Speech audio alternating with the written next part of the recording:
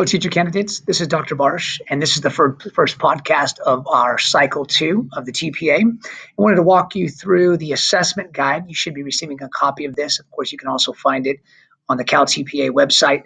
But this is the assessment guide. This happens to say single subject, but it's basically the same for the multiple subject. And as you may well know, this is all about the assessment. And so you're going to be creating basically a unit where it's going to surround it around the idea of a unit based on different types of assessment. So with that, I want to invite you out to our next workshop, our Cal TPA Cycle 2 workshop on March 16th at the main campus. There will also be a way for you to be able to attend virtually. So be on the lookout for that email, and we'd love to be able to see you there, okay? Myself will be there along with Dr. Tammy Backrack. So looking forward to seeing you.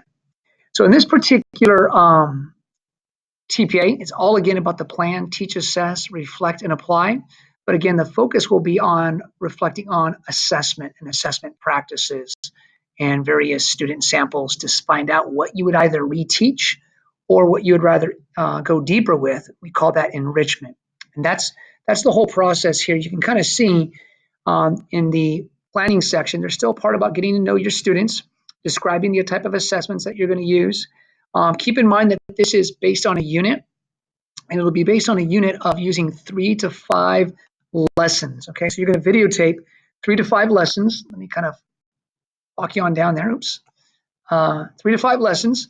You're going to want to videotape all those lessons because even though you're not going to use all that video recording, you are going to go ahead and need up to 5 different clips. So this is different than the previous one where it was based on one lesson. This is one that's all about assessment, as you can see here.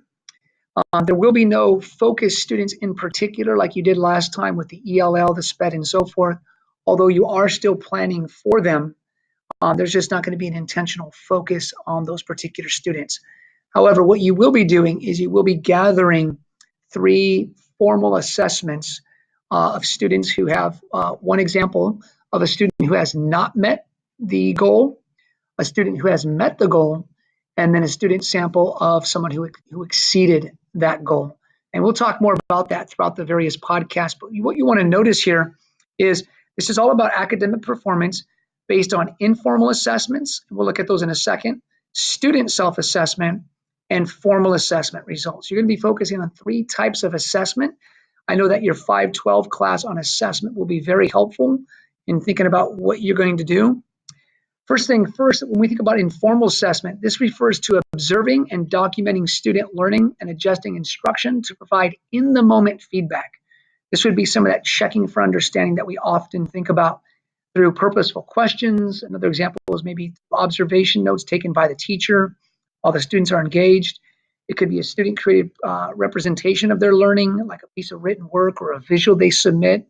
Certainly a response to a journal prompt. Could be any one of these things, a homework assignment.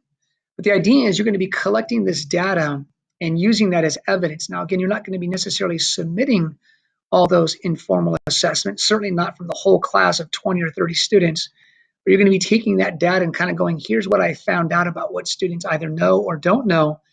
And in the end here of this cycle, here's what I'm going to go ahead and reteach or extend into deeper learning. We call that, again, an enrichment.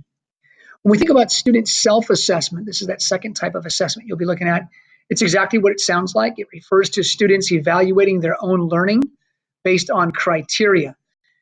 This would need to be more objective in nature. So students might be given a kind of a checklist, or they might be giving a rubric of sorts. But the idea here, as you can see, is that they're critically evaluating their progress. And so it's providing that in the moment feedback for students more through their own lens of what do they understand about how they're doing. The other and third and perhaps most important piece of this assessment process, this TPA, is the formal assessment. And this is where you'll actually be referring to and collecting and analyzing student assessment results. Again, you're going to collect one student sample of a student who did not meet that expectation or goal, a student who met that expectation or goal, and then a student, again, who exceeded that. And that is actually what you'll be submitting and turning in the Pearson platform. And again, we call it formal assessment because this refers to the actual use of a rubric or a defined scoring criteria. So there's actually a number involved. This is very measurable. It's not subjective in any nature.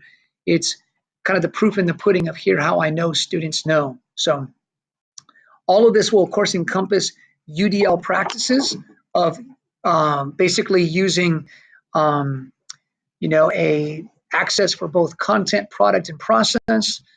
Some of us understand that better as presentation, representation, and engagement. So again, be thinking about how am I going to create access for multiple means of representation. That is the what of learning, the how of learning, and the why of learning. So we'll probably stop there for now as it relates to the overview. What I want to give you is a little bit more specifics as to what you're going to be submitting. So when you think about step one, you're going to have various templates that you'll complete. This is up to 3 pages. But what I want you to note here is that this is where you're actually outlining what are those assessments that I'm going to gather, what kind of learning activities will students do, what strategies will I be using, and what kind of adaptations and accommodations will I be making for various students. In the step 2, this is where you'll be looking at all those videos. Again, you're actually going to video record 3 to 5 lessons. That is the whole period long. What you want to do is you're going to go ahead and select 4 video clips that show assessing student learning and development of academic language, the use of educational technology, which is what the students actually use it, providing content-specific feedback to students.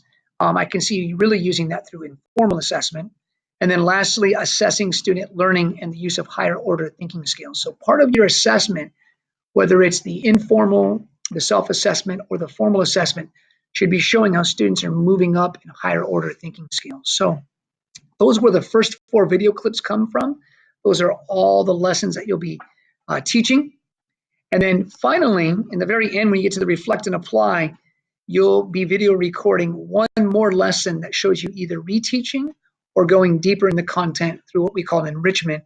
And that'll just be 1 video clip of up to 5 minutes. So once again, it's a total of 5 video clips over the course of a unit, looking at 3 types of assessment: informal, self-assessment, that is student self-assessment, and formal assessment, where you actually collect 3 samples of student work. So again, this is just an overview here.